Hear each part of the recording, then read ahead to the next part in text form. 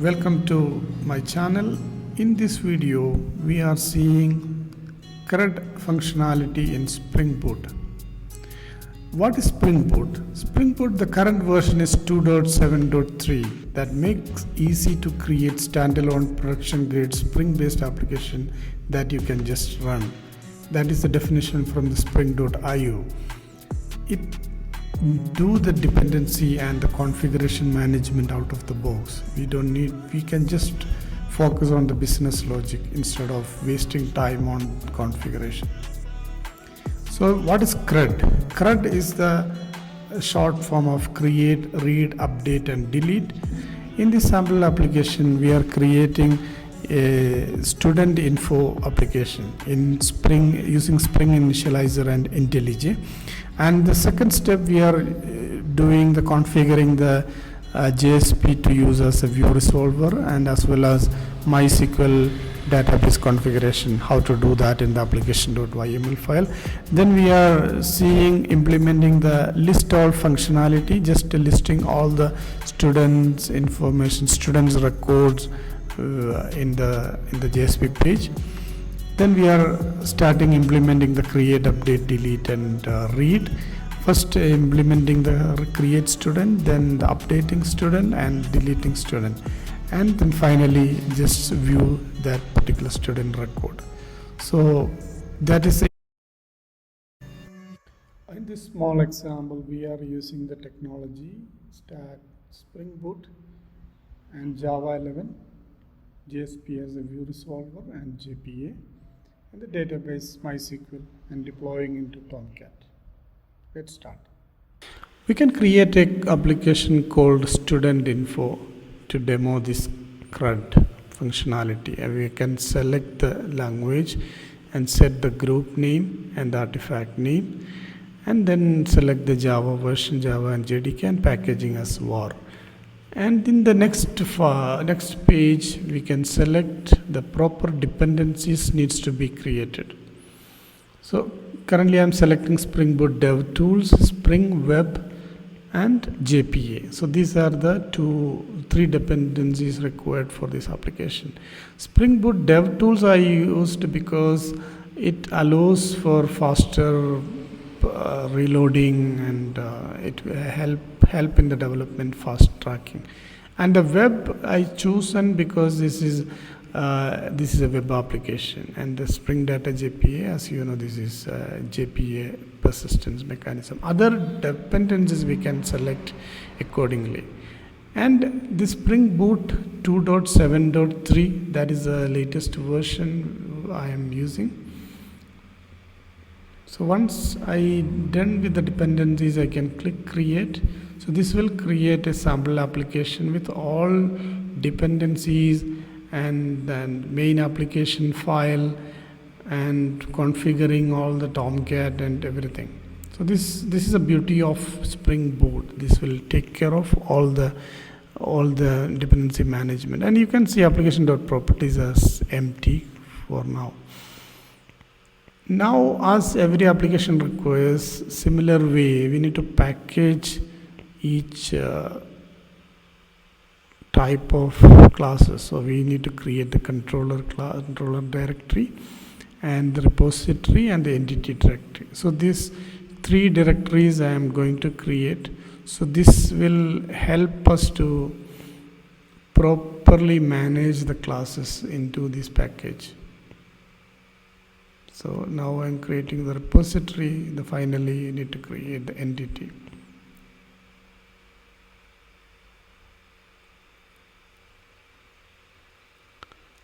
Actually I want to use application.yml file, so I'm just renaming the application.properties into YML. Because I'm using JSP, so I'm placing the snippet for JSP. There's a suffix and prefix I'm setting, and the path name I need to select it accordingly. The path name of the view resolver, so the web-inf, and under web-inf the JSP I need to place, and this student.jsp. So this is just a listing of all the students. So this HTML code I am placing over here. So this is just putting that student information management and list of students. So this is a kind of a dummy file. A two dependency file I need to add into the pom.xml. One is Tomcat Jasper and then JSTL. So once I added both dependencies, the Maven will bring all the associated files. So now I am going to create a controller class.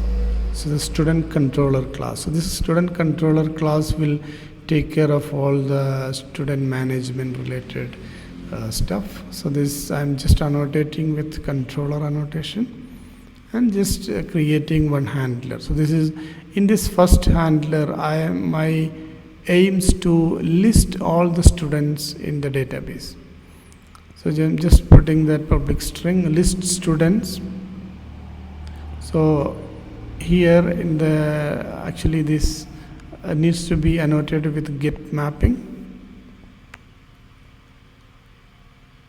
and the path is just /, so in the root directory it will resolve. So this is just returning the JSP, nothing else. So just showing that the JSP just created and see whether our configuration is properly done or not.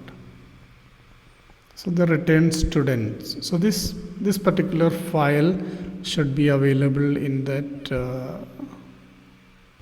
So to run this application, we need to add MySQL or whichever the database you want to use, that connection string in the application.properties. Otherwise, it will not run.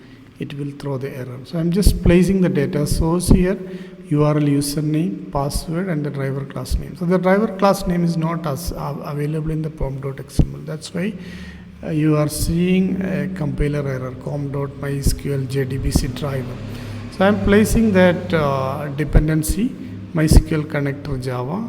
You can see in the code file associated in this description. So now if I run that, it should show that JSP file.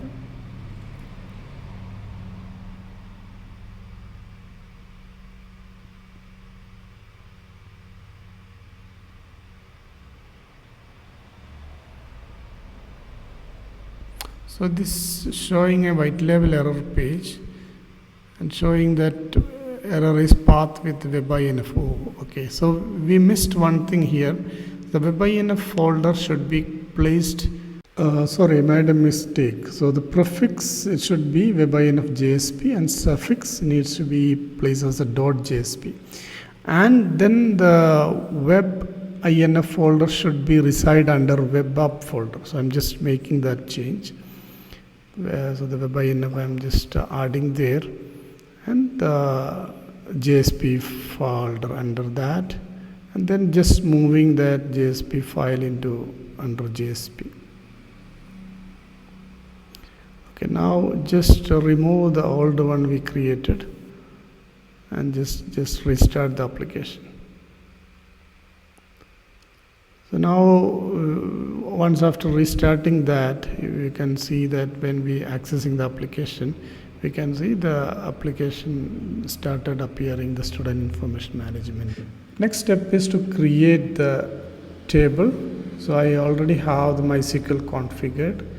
In the local host, I am going to create a new table. So you can see that you can configure this in IntelliJ as the properties I set it there. And the new table I can create. So this table contains student info, just like ID, name, and the city details. Giving the table name as student underscore table, and then adding that ID. ID is a type as integer, and I'm setting as ordinal, auto increment, and primary key, those attributes selected. And second one is name. So name is varchar type. So I'm selecting the varchar of 50.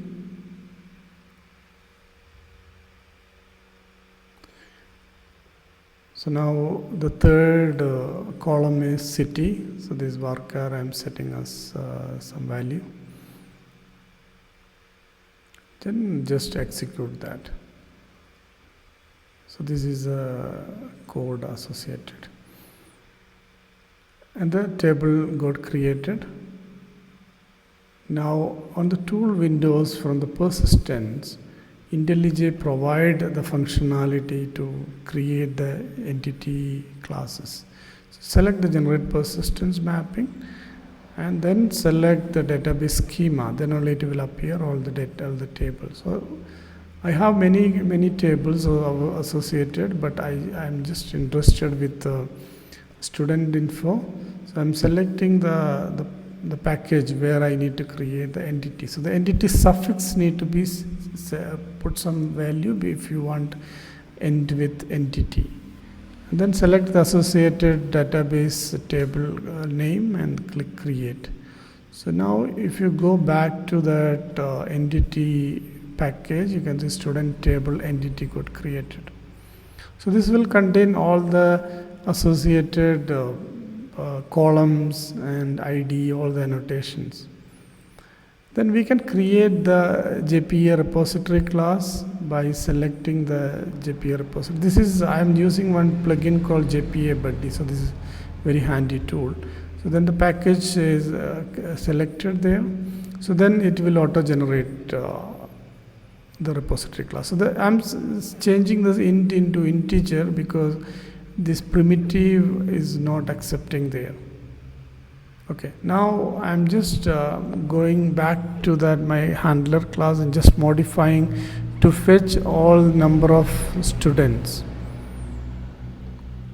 So I'm placing that into model object, the all students information. So to fetch that, I should have the dependency defined to the repository class. So student entity repository, that is the repository class name. So I'm just creating one attribute there into the model. That's the students. So this will give list of students. So I'm using that by default method available from the repository, the find all method. Now I'm going back to the JSP and using the JSTL tag, I'm just showing up, just listing out all the students details. The for each tag I am using here, and the items is setting what is the attribute of the model attribute, and the var student I am placing there to fetch all the students information. Now I am displaying in a table. So just putting the tr and td tags to just place there, and using the JSTL expression syntax, I'm putting the student ID and student name and city. So these three things I need to display there. Again, once placed the all information, I need to add the table tag. So now I will go and run it. So before running that, I need to provide the constructor for the injection for the student table entity repository. Otherwise, it will throw a null pointer exception. So now I added that constructor there. I'm just running that. So in the meantime, to make the things restarting properly, the compiler, this option need to be set it, build project automatically. Then every changes, your server, Spring Boot server will reload. Now go back to there, and the local host 8080, I'm just accessing. I can see that student info is showing up there.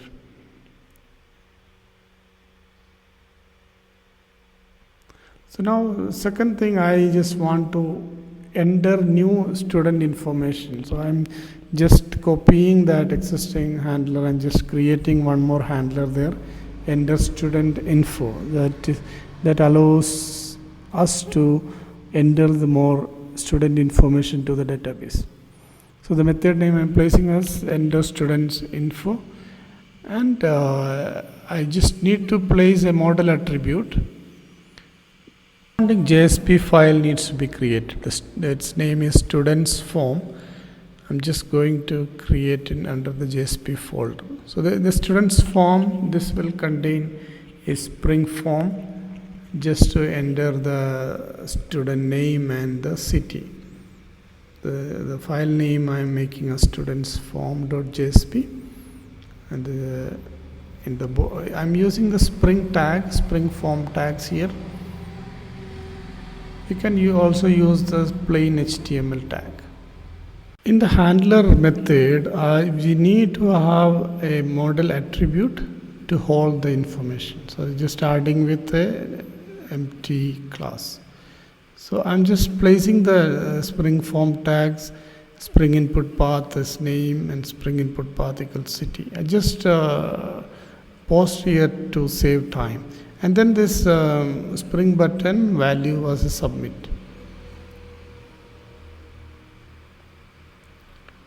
Okay, you can see the model attribute placed there, which is similar to what is happened there.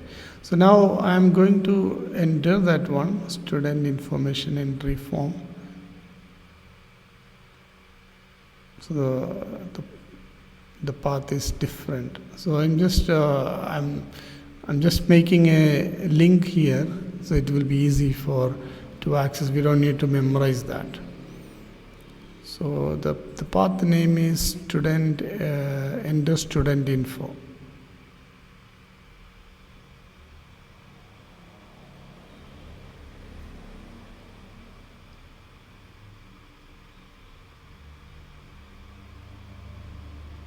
So now go back to that page and just list it, so you can see enter student info. So this will show up the input boxes. Now I just need to add some labels, what all our information is going there. So I'm just adding as a name there, and then city. So the two information we are entering there, right? So now the button value I am just setting as submit, so it will appear as a submit. We can add more styling if required. So the name I can enter here, and city. Once I put that setting as a name as Anuj and the city as Bangalore, and just submitting. So this is expected because we haven't added any handler for the post functionality. So just need to add, this is just get mapping. So we need to add the post mapping over there.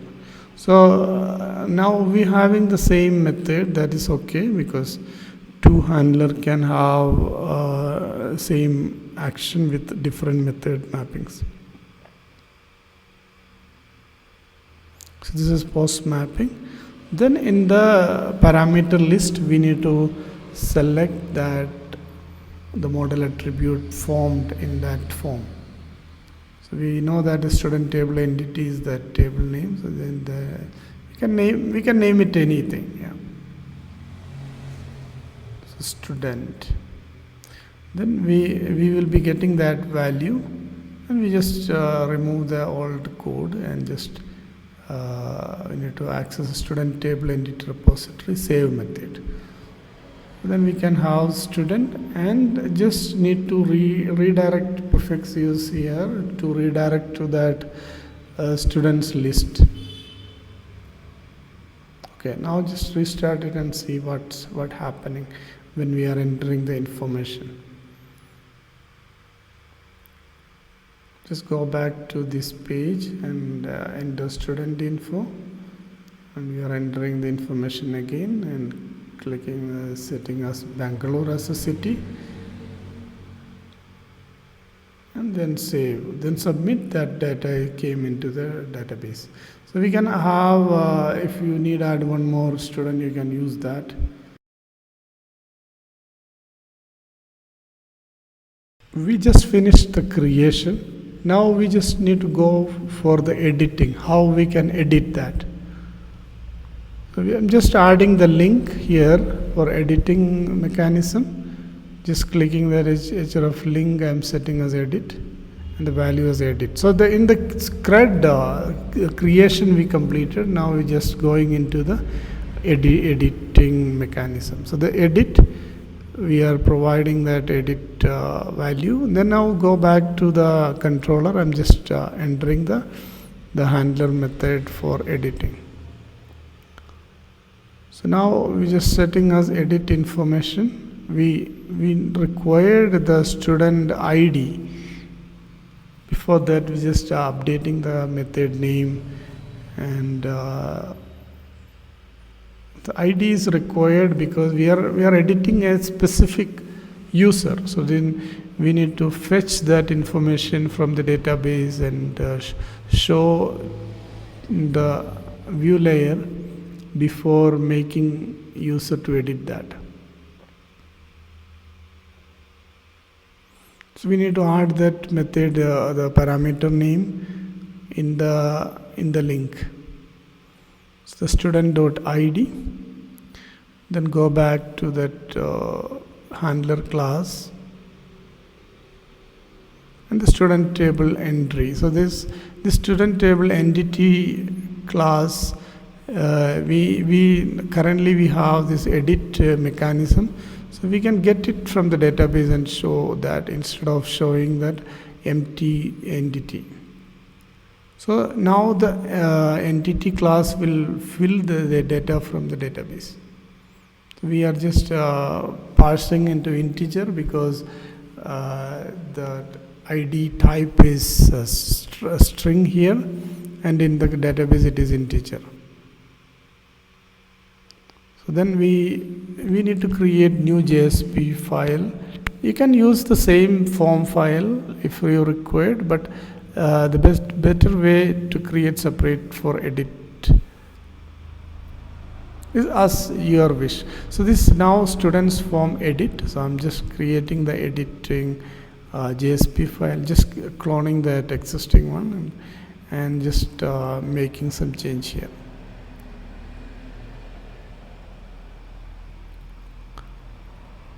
Now the method name I am making as put, because for updation the method will be put.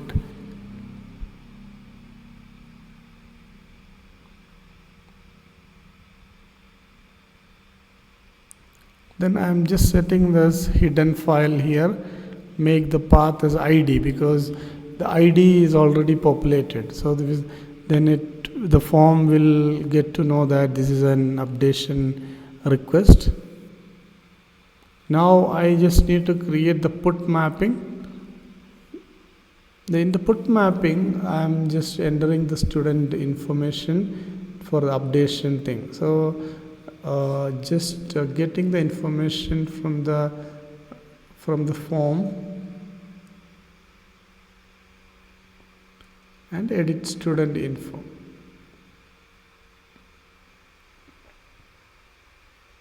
So because I changed the handler path, I just need to place the action as edit and edit student info. Right now I'm just accessing that editing one and just changing that company name, city name over there, and just submitting. Yeah, it's shown an error because the action not properly placed there. So just need to add forward slash, it was not there, so just added that. Now go back to that browser and try again. Let's try. Just changing Dilbar city from Delhi to Bangalore. Just submitting. We can see that it's processing, and then the city name got updated. So we completed the updation mechanism. So now in the third one we are going to use delete. So the delete we can do in two different ways. One is just using get mapping. That is not the right approach, but I can show that this is also a way you can do the deletion. So just need to create the link. So it is just similar to that edit how we did. So just in the delete student, in the link itself we are just passing the ID and just deleting that. So just changing into get mapping and adding that path as delete student. and then the id is the path variable we are placing there, and then just taking that as a path variable.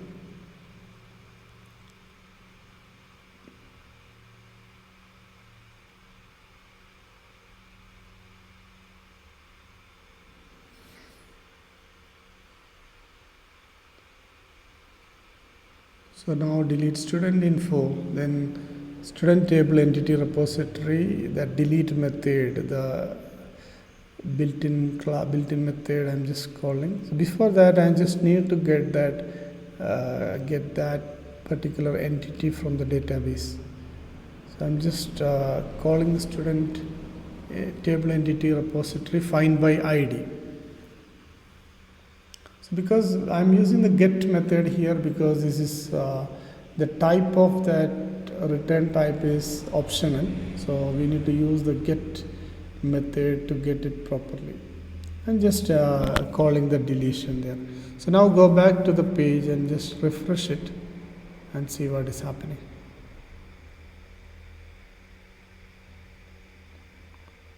So now we can see the delete button over there. Just clicking there.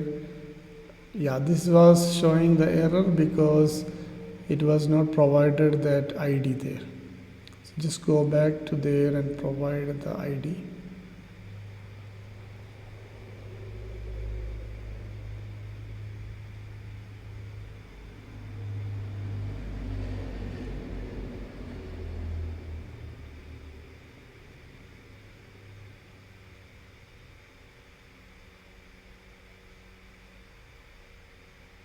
ID as well as path was missing, so I'm just changing that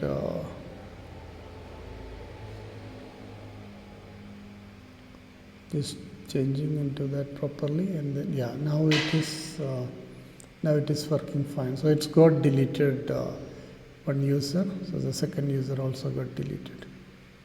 So you can now you have that listing and creation and editing and deleting. So this for action is possible now. So if you want to create a new user, you can simply go into enter student info, provide the name and city and submit it.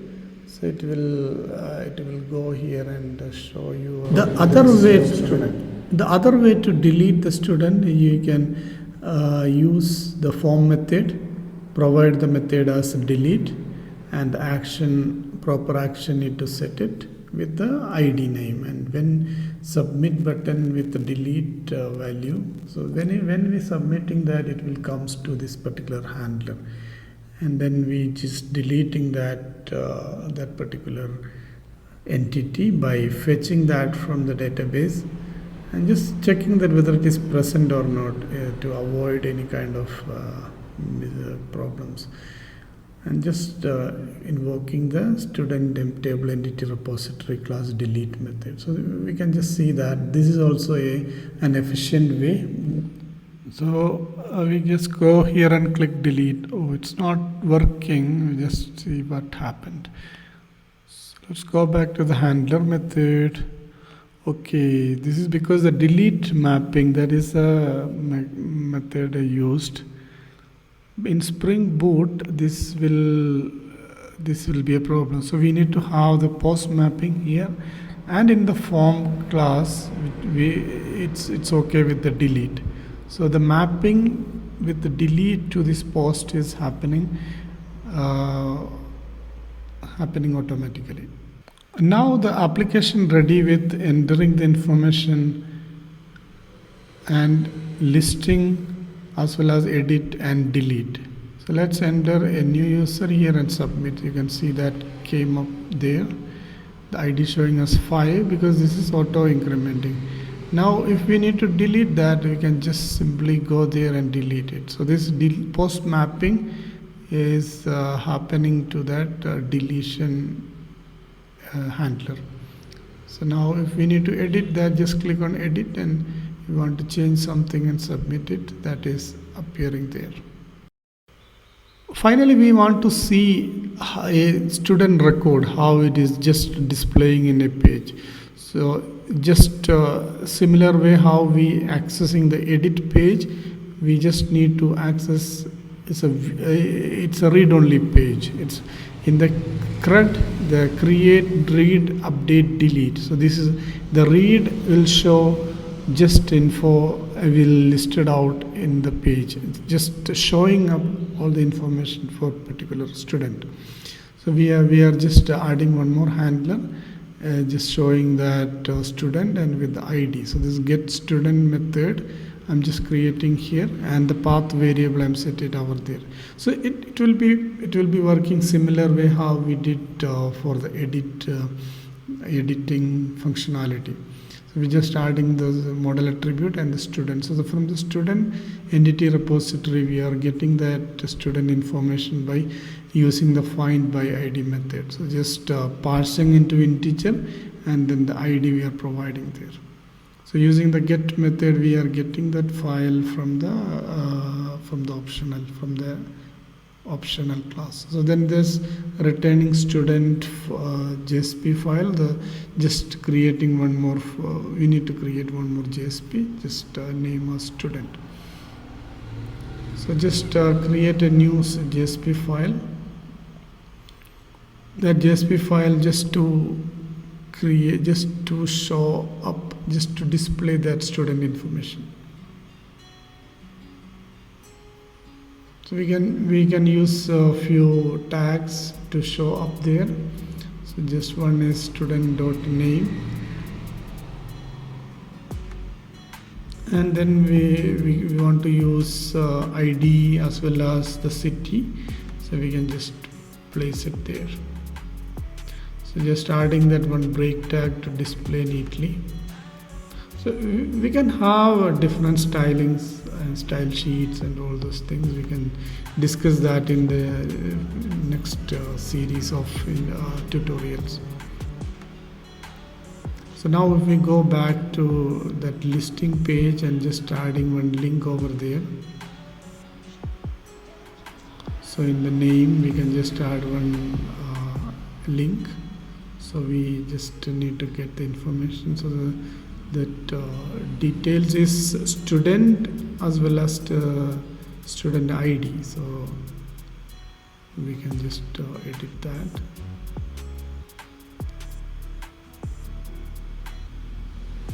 Then just restart the server and just go back to that browser and see that how it is displayed.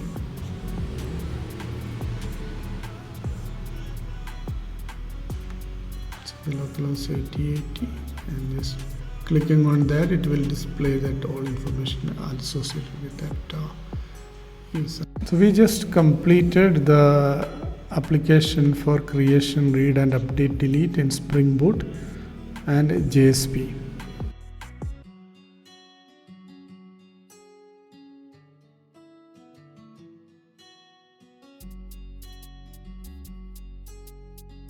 So the code is available in the GitHub repository location in the description.